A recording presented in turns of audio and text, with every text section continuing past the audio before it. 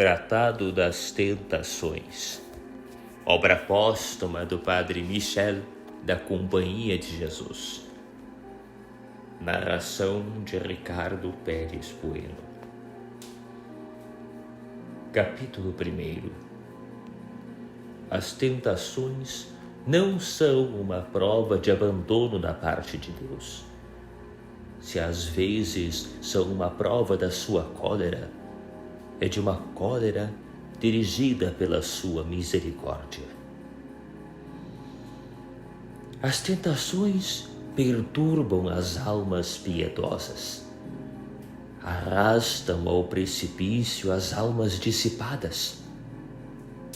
Para prevenir o mal que delas pode resultar, é a propósito fazer-vos saber as razões que tendes de não as temer demasiado, os princípios sobre os quais podeis decidir-vos em muitas ocasiões, a maneira de vos comportardes no tempo em que elas vos atacam e de vos premunirdes contra os efeitos delas, mostrar-vos as vantagens que delas podeis tirar. As tentações são ideias, sentimentos, inclinações, pendores que nos induzem a violar a lei de Deus para nos satisfazermos. Essas tentações não devem nem perturbar, nem desanimar uma alma cristã. O demônio declara guerra principalmente às almas que detestam o império dele, que combatem as suas próprias paixões, que são discípulas de Jesus Cristo, tanto pela pureza dos seus costumes, como pelo cunho inefável da sua regeneração, ou aquelas que pensam seriamente em sacudir o jugo sob o qual o demônio as mantém.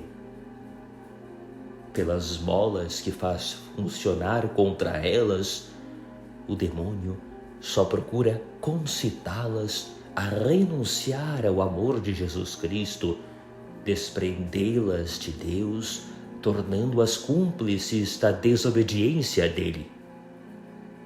Esta reflexão deve consolar as almas que são tentadas. É a oposição delas ao inimigo da salvação. É o seu apego à piedade, à vontade de Deus, que lhes atrai essa perseguição doméstica. Um pouco de constância torná-las-á vitoriosas, firmá-las-á na virtude. Almas naturalmente tímidas, ou aquelas que o Senhor por longo tempo conduziu na calma das paixões e nas doçuras da paz, imaginam que as tentações que elas às vezes experimentam são sinais da cólera de Deus sobre elas. E com isso chegam até a pensar que Deus as abandonou quando as tentações são fortes e frequentes.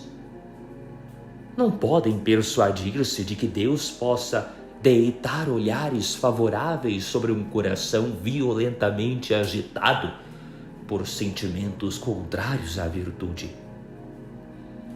Esta cilada é o último recurso do inimigo da salvação para derrubar uma alma que ele não pode vencer pelas vãs satisfações do vício. Rouba-lhe essa preciosa confiança que pode sustentá-la contra todos os esforços do inferno. Grosseiramente se enganam essas almas, as que são instruídas, as que conhecem melhor os caminhos de Deus, não se surpreendem com essa guerra que têm de sustentar. Pelos oráculos do Espírito Santo, aprenderam que a vida do homem é um combate contínuo, que temos de nos defender incessantemente por dentro contra os nossos gostos, as nossas inclinações, o nosso amor próprio, esses inimigos domésticos tão capazes de nos seduzir pelas suas artimanhas e pretextos. Por fora, contra a sedução dos maus exemplos, contra o respeito humano, contra as potências do inferno, invejosas da felicidade do homem e conjuradas contra ele desde o começo do mundo. E aprenderam que só pelas vitórias que alcançamos com o socorro da graça é que abrimos caminho para chegarmos ao céu. Que, enfim, consoante o apóstolo, só haverá coroa para aqueles que houverem fielmente combatido até o fim. Segunda Epístola a Timóteo 2:5. São Paulo não considerou como efeito da cólera e do abandono de Deus as tentações que continuou a experimentar, embora tivesse pedido ser livrado delas. Os santos, por tanto tempo e tão vivamente atacados pelo demônio, até nos desertos e nos exercícios da mais austera penitência, não tiveram das tentações a mesma ideia que vós. Pelo contrário, consideraram-nas sempre como objeto dos seus combates e a matéria dos seus méritos. Não ignoravam o que é dito nos livros sagrados. Por isso que éreis agradável a Deus, mistério se fazia fosseis provado pela tentação. Tobias 2:13. É esta a ideia que deveis fazer da tentação. É a única que seja justa nos princípios da religião. E de sorte não ficareis nem perturbada, nem desanimada com ela.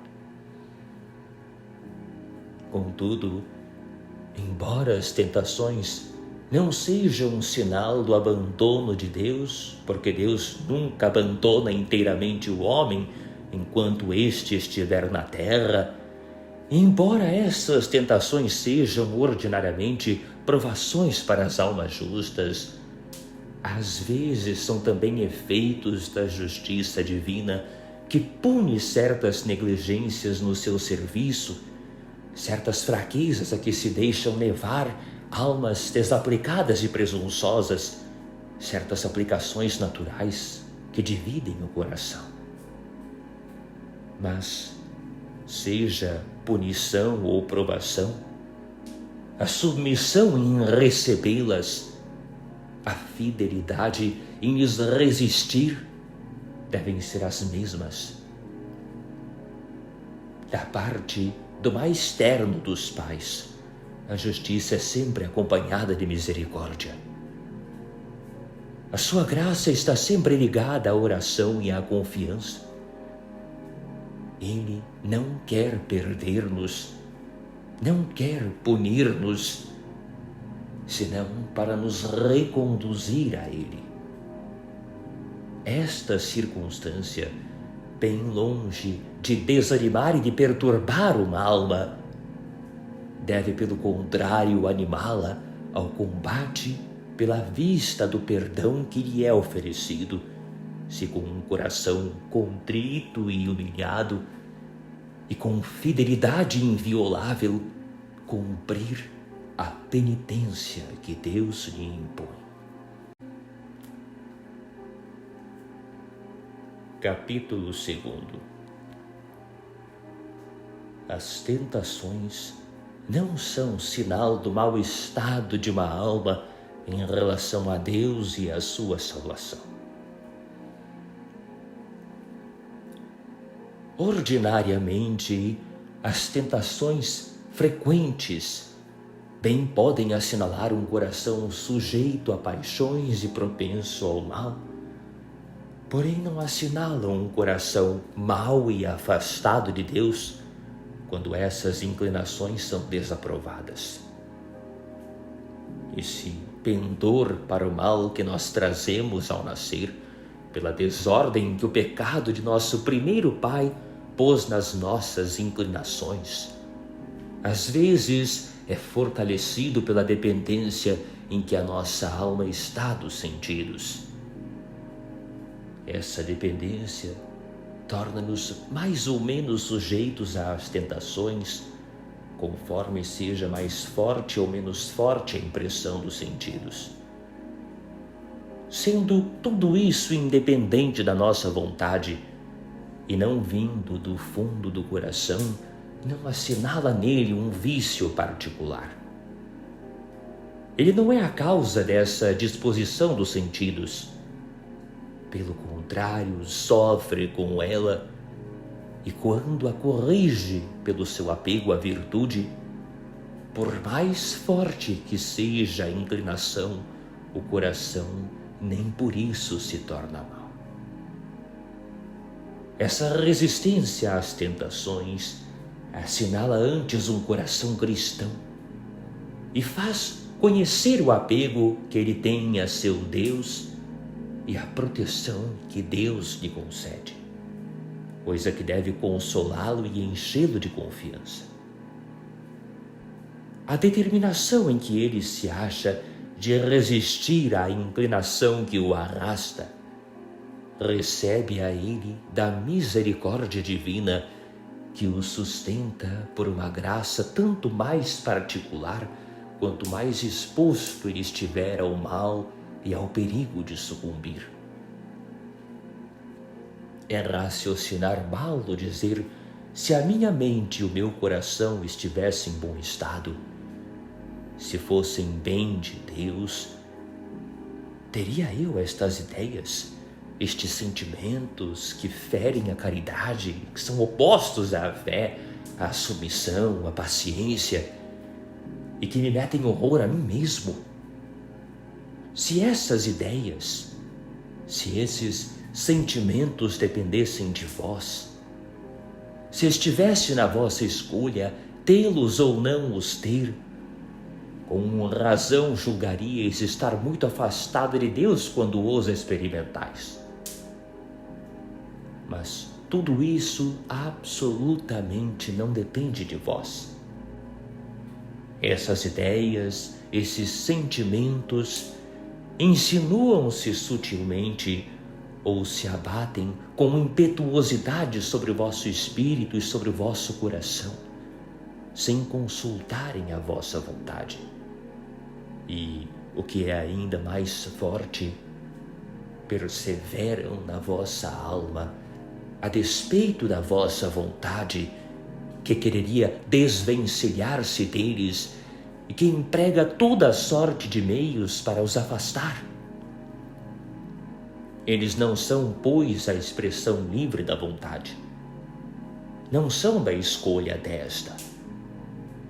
Não podem, pois, decidir coisa alguma contra o bom estado da alma e contra o seu apego a Deus e à virtude. O coração só se apega pelos seus sentimentos refletidos e deliberados. Pode, pois, um coração ser inteiramente de Deus, embora experimente indeliberadamente sentimentos contrários à virtude, desde que estes lhe desagradem em vista de Deus. Digo mais, o desgosto que ele sente de se ver atacado por tais inimigos, o horror que tem destes, são uma prova bem decisiva de que ele está apegado ao dever e ao amor divino. Se ele amasse menos a Deus, se temesse ou se detestasse menos o pecado, não teria nem esse desgosto, nem essa perplexidade, nem esse horror. Seguiria a sua inclinação, satisfaria os seus desejos. Não pode ele, pois, ter prova mais segura do seu amor a Deus do que a fidelidade que Deus lhe dá em combater essas más inclinações. Os maiores santos foram postos a essa prova. São Paulo não foi eximido dela. E eles amavam a Deus perfeitamente. o nosso divino Salvador quis submeter-se a ela para nossa instrução e era o Santo dos Santos. O que ele quis experimentar na sua humanidade santa não pode ser um mal, nem mesmo uma imperfeição. Ele era incapaz de um e de outra. Não podemos, pois, ser culpados quando experimentamos isso da mesma maneira que ele, quando nos defendemos disso como ele o fez, em proporção da nossa fraqueza. Capítulo 3. É preciso recorrer a Deus nas tentações. Ele nos sustenta no meio do combate. E nós não reparamos nisso por falta de atenção. Nessas tempestades de que uma alma é agitada, às vezes Deus a conduz de maneira sensível. Trabalha-se então com coragem para se sustentar contra as ondas impetuosas das paixões. À vista de Deus que se apresenta vivamente a nós, o desejo de amá-lo que se faz sentir animam-nos e redobram-nos a confiança. Mas às vezes também Deus se oculta. Parece adormecido como outrora na barca dos discípulos, prestes a perecerem pela violência das ondas pelas quais ela era batida. Em semelhante ocasião, uma alma acha-se em perigo pelo excessivo temor que se lhe apodera do coração e que o enfraquece. Não, nesse momento, nada tendes a temer se levantardes os olhos para o céu, de onde vos deve vir o socorro de que precisais, e se fizerdes uso desse socorro. Os discípulos, expostos a perder-se, não perderam seu tempo em se lamentar inutilmente. Não abandonaram o cuidado da sua barca por um desânimo pueril. Continuaram a manobra para se sustentarem contra a borrasca. E recorreram ao seu divino mestre, cujo socorro imploraram. Jesus parecia dormir, Mateus 8:34. E, no entanto, os dirigia sem que eles reparassem nisso, nas medidas que tomava para eles não serem tragados pelas ondas. Assim, Deus, por mais oculto que esteja aos vossos olhos, nem por isso está menos atento ao que se passa no vosso coração. A todo momento parece-vos que ides naufragar, e no entanto vos sustentais contra a tempestade. Essas vistas que vos guiam, esses sentimentos que vos animam e que vos fazem agir quase sem que o percebais, essa coragem que tantas vezes parece abandonar-vos e que renasce sempre, essa firmeza que vos faz renunciar com constância aos falsos prazeres, aos prazeres criminosos que o inimigo vos apresenta. De quem é que os haveis? Será de vós mesmos? Fraca como sois, lisonjear-vos-eis de resistir sozinha? Não os haveis de Cristo Jesus, que sem se mostrar sensivelmente, vos sustenta poderosamente, consoante a palavra que ele vos deu, de que a provação não será acima de vossas forças, ajudadas pela sua graça? Sim, mesmo quando julgais afastado de vós, Jesus Cristo está no meio do vosso coração. Vós vos julgais esquecida, e mais do que nunca estáis presente ao vosso Salvador, porque tendes necessidade dele. Ele preside aos vossos combates, como presidiu ao de Santo Estevão, Atos 7:5-5. E desde que não falteis à confiança, ele vos tornará superior a todos os vossos inimigos, impedindo-vos de consentir nos maus desígnios deles. Capítulo 4.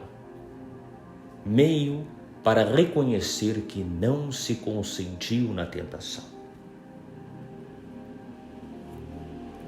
Sem dificuldade convimos que em si mesma a tentação não é um mal e que só o consentimento faz o pecado, o que produz embaraço e causa uma viva inquietação às almas que Deus põe nessa provação e que conduz pela via penosa das tentações, e que elas quase sempre temem ofender a Deus. E que, não havendo refletido bastante sobre esta matéria, não têm princípios para se tranquilizarem. Não sabem distinguir a tentação do consentimento. Essa incerteza em que elas estão de haverem aderido à tentação lança-as numa perplexidade que as faz sofrer muito, que lhes faz perder a paz interior, que lhes debilita a confiança, confrangendo-lhes o coração, que as impede de ir a Deus com liberdade, finalmente, que as lança num desânimo extremo e lhes abate inteiramente as forças. Algumas reflexões poderão esclarecer as vossas dúvidas sobre este ponto e pôr-vos em estado de decidir-vos. Nós não somos inteiramente senhores da nossa mente e do nosso coração. Não podemos impedir que certas ideias, certos sentimentos nos ocupem. Às vezes mesmo eles nos ocupam de súbito tão fortemente que a alma é arrastada a seguir um pensamento, um projeto sem o perceber. A preocupação é tão grande que não vemos nada, não ouvimos nada do que se passa ao redor de nós, que não nos lembramos sequer do momento em que essas ideias, esses sentimentos começaram a apoderar-se da nossa alma. Assim, muitas vezes nos achamos sem reparar em pensamentos e sentimentos contrários à caridade e a outras virtudes, em projetos de vaidade, de orgulho, de amor próprio. Este estado dura mais ou menos conforme é mais ou menos forte a impressão dos objetos ou da imaginação, ou conforme alguma circunstância impressionante tire mais cedo a alma dessa espécie de encantamento. Então, por uma reflexão distinta, percebe ela aquilo que a ocupa. Se nesse momento em que é restituída a si mesma, ela condena essa ideia, esse sentimento, se os desaprova e se desvia deles tanto quanto pode, prudentemente pode-se assegurar que em tudo o que precedeu ela não fez nenhum mal. A satisfação que ela experimenta de se ver liberta deles é mais um sinal bastante seguro de que a vontade não tomou nenhuma parte neles com reflexão. Nessa preocupação não houve deliberação, não houve escolha da parte da vontade. Para que se ofenda a Deus, é preciso que a vontade consinta deliberadamente em alguma coisa má e que possa renunciar-lhe. Não se acha nenhuma coisa nem outra naquilo que precede a reflexão. Não pode, pois, haver aí pecado. Aliás, essa desaprovação tão pronta, desde a primeira reflexão, assinala boa disposição da alma que não teria admitido essas ideias e esses sentimentos, que não se teria ocupado deles se os houvesse conhecido com bastante reflexão para os admitir ou rejeitar por escolha. Devemos-nos, pois, comportar neste caso como se essas ideias e esses sentimentos começassem no momento em que os percebemos com reflexão. Só neste ponto é que deve começar o exame que se deve fazer. E se então eles foram rejeitados, devemos conservar-nos em paz. Essa preocupação pode ser longa, como muitas vezes sucede na oração, em que somos arrastados por uma distração que absorve toda a atividade da alma. Esta circunstância não a torna voluntária e deliberada. Não depende da vontade tornar essa distração mais curta, como não depende o impedi-la de vir. Não há da sua parte mais escolha numa coisa do que noutra. Também não haverá mais mal, visto que a preocupação que chega subitamente sem que a prevejamos não é um pecado.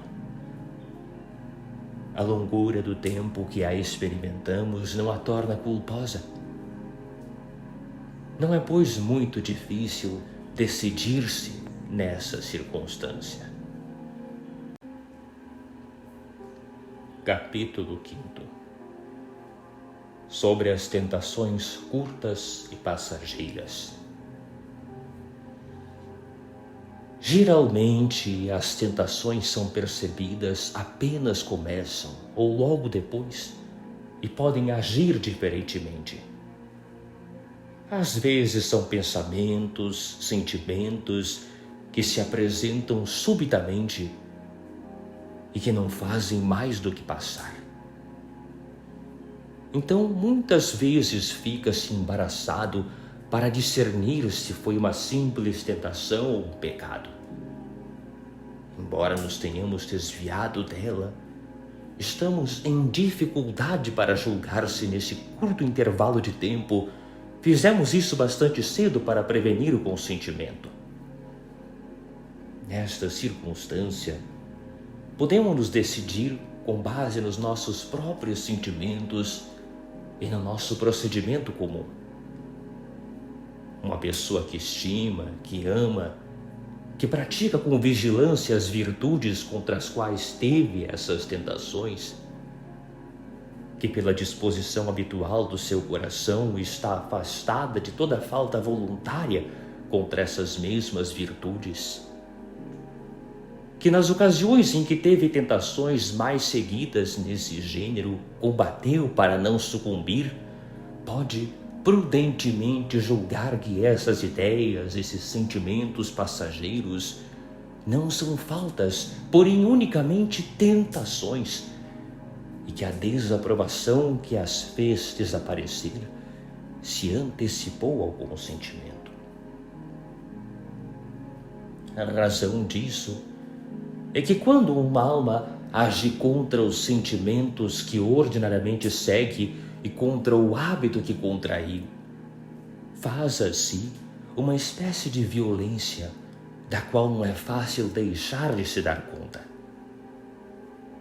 Se na disposição em que a suponho tivesse ela dado algum consentimento à tentação, não ignoraria, não duvidaria disso. A impressão, embora passageira, ter-se-ia feito sentir o bastante para se fazer notar. Devemos-nos, pois, tranquilizar nessas ocasiões, pelo simples fato de não estarmos seguros de haver consentido na tentação. Então a dúvida é uma certeza? Se houvesse realmente consentido, não se duvidaria? No caso dessas ideias passageiras, todos os que dão às almas tentadas regras de conduta convêm unanimemente em que se devem desprezar essas espécies de tentações e que se lhes deve dar o menos de atenção possível. A razão que eles dão disto é fundada na experiência. Esta nos ensina que se as desprezamos, se as deixamos passar, ocupando-nos de outras coisas, elas voltam mais raramente, ou mesmo não voltam mais. Que ao contrário, se com elas nos chocamos de frente, se lhes damos uma atenção séria por exames inquietos, mormente se o temor as acompanha, elas tinham passado e as tornamos a chamar, detemo-las, damos-lhe uma nova força pelo estágio que elas fazem na alma.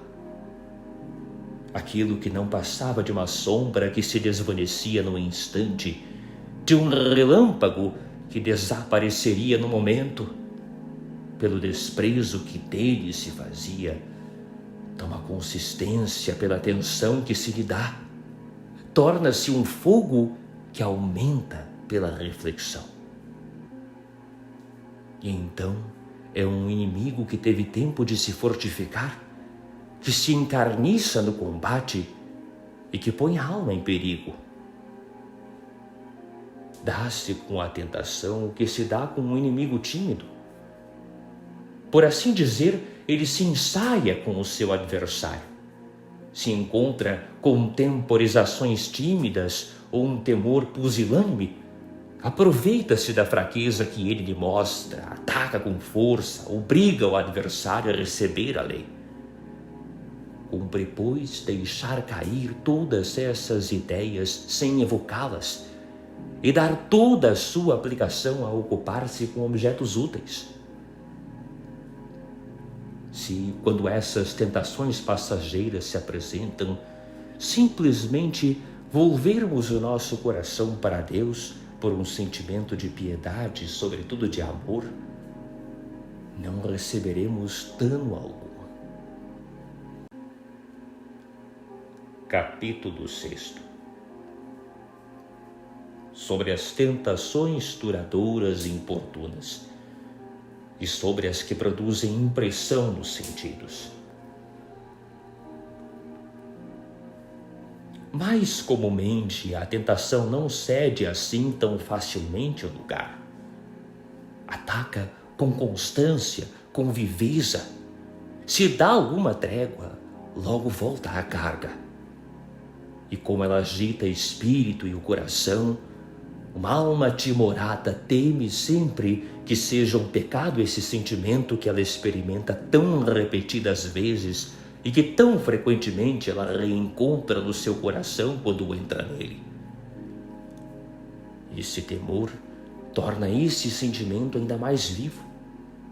A agitação em que ela está, a inutilidade dos esforços que emprega para afastá-la do seu coração, lançam-na num abatimento ainda mais perigoso do que a tentação, porque lhe tira as forças de que ela precisa para resistir. A conduta que se manteve no tempo em que a tentação durou pode servir para decidir se se tem alguma coisa a se censurar. Primeiro, para não se deixar dominar por esses temores tão perigosos, tão mal fundados, é preciso voltar ao princípio deles. O sentimento que se experimenta na tentação não é o consentimento livre. É um engodo do inimigo que o solicita. Ele mostra o objeto à mente. É o pensamento. Falo de gostar pelo coração. É o sentimento que se segue naturalmente da representação do objeto. Esse sentimento pode ser mais ou menos vivo conforme a compleição da pessoa e a impressão que o objeto nela produz. Tudo isso, independente da vontade, precede o consentimento. Para este consentimento, é preciso que a vontade adira deliberadamente a esse sentimento, que o aprove, que se lhe apegue, que se compraza nele. Uma ideia pode estar na mente, um sentimento no coração, sem que a vontade o adote. Assim resistimos aos bons sentimentos como aos maus. O mal como o bem não consiste, pois, nesse primeiro pensamento, nesse primeiro sentimento, que não fazem senão propor à vontade o objeto bom ou mal moralmente. Consiste na escolha que a vontade faz dele apegando-se. Portanto, se no tempo da tentação uma alma teve o cuidado de recorrer a Deus para obter as graças de que há mistério, se renunciou a esse sentimento contrário à virtude, se o desaprovou, se teve afastamento, horror de tudo que a tentação lhe propunha, se procurou distrair-se dela, fixando a mente em outros objetos honestos e úteis, então, embora não possa responder a si mesma com inteira certeza pela sua fidelidade em todos os instantes, pode julgar prudentemente que tudo o que experimentou, por mais violento e de qualquer duração que tenha sido, não passou de simples tentação e que não houve nisso nenhuma culpa. Deus não permite que a alma experimente tentações acima das suas forças. Assegura-no o Espírito Santo. Ele nunca falta à alma que faz tudo o que depende de si para evitar o pecado.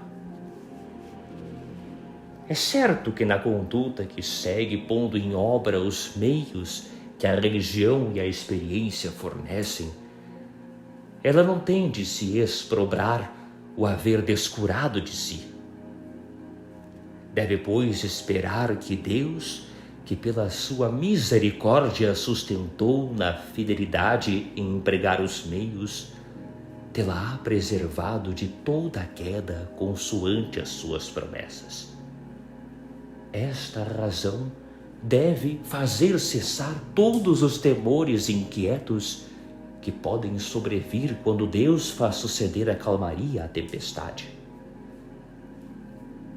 Pode a tentação ser bastante forte para produzir impressões molestas nos sentidos.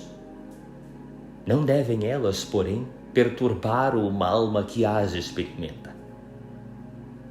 O que dissemos dos sentimentos deve ser aplicado às sensações. As impressões sensíveis não dependem da vontade. Esta não tem o poder de detê-las e de fazê-las findar. Ela não é, pois, culpada nem do começo, nem da duração delas. Não pode haver falta nessa ocasião, senão quando a alma as aprova e se compraz nelas. Enquanto as considera efeito da tentação que ela combate, que ela detesta, não toma nelas nenhuma complacência. Não faz, portanto, nenhum mal. Essas impressões tornamo-las mais fortes se lhes damos demasiada atenção e se fazemos inúteis esforços para destruí-las. Já que elas não são pecados, não nos devemos afligir com elas. Toda atenção deve convergir para afastar da mente e do coração a tentação que lhes é a fonte e para recusar a esta o consentimento que ela pede.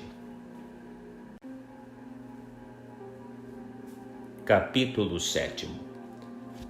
Sobre as tentações que nos perturbam no exercício das virtudes. Não se deve deixar a boa obra a pretexto dos defeitos ou dos maus motivos que podem entremear-se nela.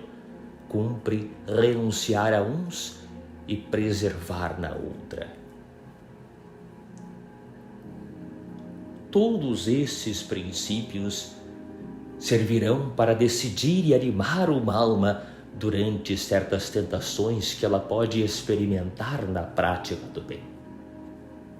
O inimigo da salvação não ousaria propor a certas almas abandonarem o exercício das virtudes que levam à perfeição, mas põe por obra um artifício para detê-las e para retê-las numa mediocridade que as faz cair na negligência.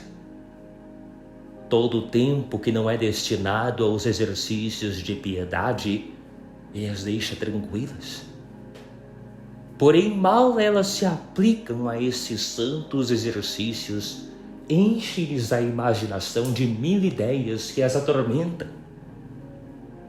Se há almas que pensam em levar uma vida mais perfeita, e se não as pode ele desviar disso, nem pelo respeito humano, nem pela visão do constrangimento a que elas se obrigam e que ele aumenta aos olhos delas, inspira-lhes então uma secreta vaidade na prática dos seus deveres. Essa ideia segue-as em quase todas as suas ações. Parece-lhes que elas só agem para atrair a vã estima dos homens ou por uma vã complacência para consigo mesmas. Essas tentações afetam tão fortemente certas pessoas que elas ficam fatigadas, desconcertadas com elas. Na ideia que as impressiona vivamente de se constrangerem sem fruto e sem méritos por essa falta de pureza de intenção, elas preferem resistir a Deus. Afastam-se dos exercícios de piedade. Levam uma vida cheia de imperfeições e de faltas. Pelo temor do combate, omitem o bem que Deus lhes inspira. Assim, só evitam uma cilada, caindo noutra. Se a tentação sobrevém a ensejo das inutilidades a que a pessoa se entrega, ou mesmo das ocupações perigosas que não são do seu estado, não é duvidoso que ela deva renunciar a elas para não se expor ao perigo. Menos verdade não é, porém, que o temor da tentação não deve impedir uma alma de cumprir os seus deveres e de seguir o Espírito de Deus. Por si mesma, a tentação não é o mal, mas é um mal o faltar aos próprios deveres, àquilo que Deus exige. Se a alma fiel se deixa guiar por essa aflição, e por esta razão abandona os seus exercícios de piedade ou o bem que pode fazer pelos sacrifícios secretos, é infiel. Priva-se dos socorros que a fariam progredir na perfeição. Dá ao inimigo um meio seguro para a fazer abandonar sucessivamente tudo o que para ela é de obrigação. O inimigo fará uso desse império que ganha sobre ela, desse temor que lhe inspira e que alimenta nela, para fazê-la negligenciar as práticas de religião, os sacramentos e tudo que pode nutrir a piedade. Uma alma neste estado, sem ânimo e sem força, uma alma que não ousa aurir na oração, na mortificação, os meios de se sustentar. Essa alma resistirá aos assaltos que o inimigo poderá desfechar-lhe? Não deve ela, pois, temer essas espécies de tentações, visto não serem faltas, enquanto a vontade as não adotar, enquanto nelas não consentir. As que são mais seguidas, deve ela combatê-las pela confiança e pelo amor. as que só consistem em ideias passageiras, por mais frequentes que sejam, deve ela, sem se inquietar com elas, desprezá-las, deixá-las cair, propondo-se cumprir a vontade de Deus em todas as suas ações. Assim sendo, essas ideias não entremearão nisso a menor imperfeição. Farão mesmo um bem, obrigarão essa alma a renovar mais frequentemente a pureza de intenção com que deve agir. Assim ela tirará o bem do mal, fará servir à sua santificação aquilo que era preparado para a sua perdição.